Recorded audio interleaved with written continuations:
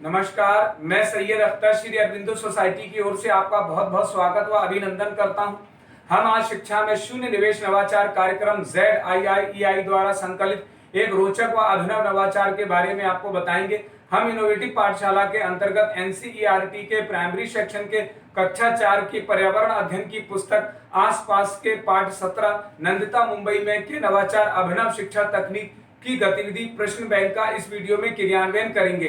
हम आशा करते हैं कि आप इस वीडियो को देखने के उपरांत इस नवाचार तकनीक को अपने विद्यालय व कक्षा में अवश्य लागू करेंगे। इस पाठ को ZIIEI के कई नवाचार गतिविधियों से पढ़ाया जा सकता है, परंतु आज हम इसे प्रश्न बैंक से समझेंगे।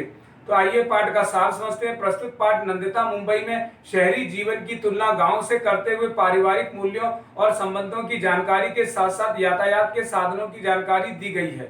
इस नवाचार की नवीनता यह है कि छात्र अपने सहपाठियों के साथ मिलकर अलग अलग प्रकार के प्रश्न तैयार करते हैं, जिससे कि उनकी मौलिकता का पता चलता है और एक प्रश्न बैंक तैयार हो जाता है। इस नवाचार की क्रियान्वयन प्रक्रिया के अंतर्गत पढ़ाए जा रहे पाठ की संकल्पना के पुनः अध्ययन की सहायता से पारिवारिक मूल्यों, पारिवारिक विभिन्न संबंधों और विभिन्न स्थानों की सामान्य समझ के साथ यातायात के साधनों पर प्रश्न बैंक बनाते हुए पाठ की समझ को विकसित किया जाता है। इस नवाचार की क्रियान्वयन अवधि को यदि देखा जाए तो इसे लागू करने में 20 मिनट का समय लगता है। साथ ही शिक्षक को किसी भी प्रकार के पूर्व प्रबंधन करने की आवश्यकता भी नहीं पड़ती है, परंतु शिक्षकों को कुछ निर्देशों का पालन अवश्य करना पड़ता है। जैसे शिक्षक सबसे पहले छात्रों को 7 समूह में बांट देंगे। हर एक समूह का एक प्रतिनिधि होगा। प्रतिनिधि सभी प्रकार के प्रश्नों को संकलित करके एक प्रश्न बैंक तैयार करता है।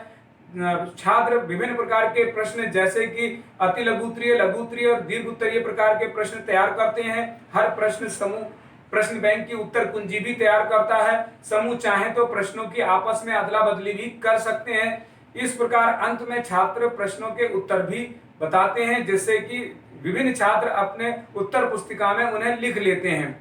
इस प्रकार पुनः अध्ययन एवं क्रियान्वयन प्रक्रिया के अंतर्गत छात्रों द्वारा जो प्रश्न तैयार किया जाता है उसकी सहायता से पाठ के कॉन्सेप्ट की जानकारी को दोहराया जाता है।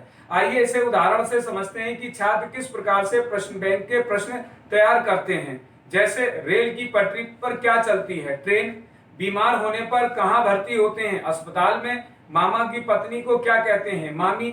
नंदिता कहाँ गई थी? मुंबई। नंदिता अपनी माँ के साथ मुंबई क्यों आई थी?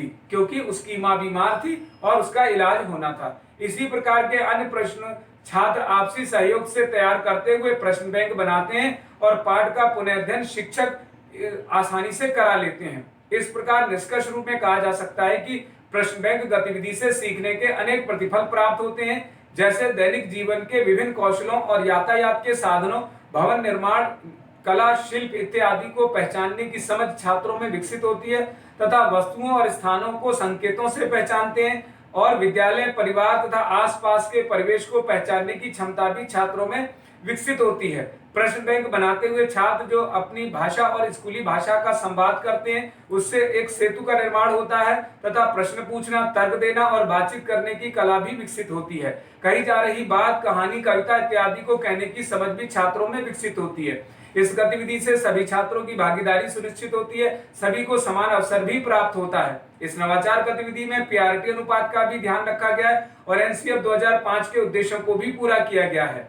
शिक्षक पाठ नंदिता मुंबई में को एक निर्धारित माह में ही पढ़ाते हैं। इस प्रकार इस नवाचार से छात्रों में गहन सोच के साथ आत्म जागरूकता, सृजनात्मकता तथा पारस्परिक संबंधों के जीवन कौशल मूल्य का विकास होता है। ये नवाचार वास्तव में एक अभिनव नवाचार है। ये नवाचार आपको कैसा लगा हमें जरूर बताएं। हम ऐसे कई दिलचस्प नवाचार आपके लिए लाते रहेंगे। आपसे अनुरोध है कि आप हमारा YouTube चैनल सब्सक्राइब जरूर करें। अगर आप इस वीडियो को Facebook पर देख रहे हैं तो हमारा Facebook पेज लाइक करना बिल्कुल ना भूलें। नीचे दिए गए लिंक पर जाकर इनोवेटिव पाठशाला ऐप को भी डाउनलोड कर सकते हैं। इस वीडियो को देखने और लाइक करने के लिए आपका बहुत बहुत धन्यवाद।